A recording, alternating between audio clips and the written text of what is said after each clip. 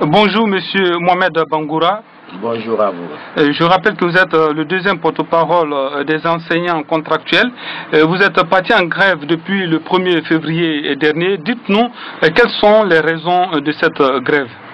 Bien, les raisons de cette grève sont multiples et un peu variées. Le mercredi 27 janvier 2016, nous sommes déportés dans les locaux du ministère de l'enseignement préuniversitaire et aller rencontrer le ministre et nous imprégner un peu de la réalité de ce qui prévaut à l'avenir. C'est comme ça, il nous a fait comprendre que lui, il ne pouvait rien faire pour nous et qu'il nous considérait comme les jeunes du quartier à la recherche de leur premier emploi. Alors face à cette déclaration du ministre Dr Ibrahima Kourouma, nous avons décidé de bouder les salles de classe jusqu'à ce que la date de ce concours soit proclamée. Alors, voici ces raisons qui ont fait que depuis le 1er février 2016, nous avons boudé les salles de classe. Alors justement, quand il y a eu cet accord entre vous et le ministère de l'enseignement préuniversitaire, avant que vous ne soyez des contractuels, est-ce qu'il avait été conclu que vous allez être embauché directement au sein de la fonction publique ou il allait avoir un autre test, un autre recrutement au sein des contractuels? Oui, il avait été dit qu'un concours serait organisé et que ce concours ferait de nous des fonctionnaires puisque nous étions les plus favorisés car nous avons accepté d'accompagner le système éducatif guinéen. Donc s'il est question de recruter, plutôt que de prendre quelqu'un qui n'a jamais foutu les pieds dans les salles de classe, il fallait commencer par nous puisque déjà 3 années, 4 ans, 5 ans, déjà une année, ce sont des années d'expérience.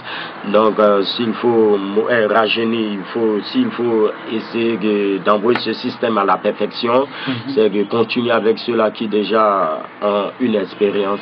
Et ce sont ces propos-là qui nous ont soulagés, ce sont ces propos qui nous ont toujours encouragés à vouloir continuer à accompagner ce système.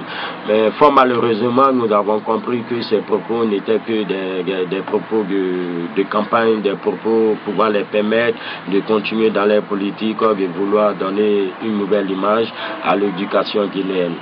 Et voilà, aujourd'hui nous nous sentons trahis, nous nous sentons abandonnés par notre ministère de tutelle. Voici les raisons qui font que nous décidons maintenant d'abandonner et de nous consacrer à d'autres choses. Alors concrètement, votre grève, si on peut dire ainsi, à quoi va-t-elle consister? Et qu'est-ce que vous réclamez au ministère de l'enseignement préuniversitaire avant de reprendre la CREI? Qu'est-ce que vous réclamez concrètement? D'abord, avant de reprendre la CREI, nous demandons à ce que le ministère de l'enseignement préuniversitaire passe par tous les moyens pour régulariser la situation des 160 autres enseignants qui depuis 2010 sont en situation de classe et qui ne perçoivent ni prime ni traitement. Deuxièmement, l'enregistrement des 2400 enseignants contractuels dans les fichiers de la fonction publique sans condition. Ça veut dire sans passer par un concours? Sans passer par un concours. Ce n'est pas un concours, mais c'est plutôt une sélection de personnes dans la mesure où nous avons vu les preuves en 2013 où des personnes avaient été sélectionnées par le ministère de la fonction publique et ces personnes sélectionnées aujourd'hui ont boudé les salles de classe et se retrouvent dans d'autres départements de la République.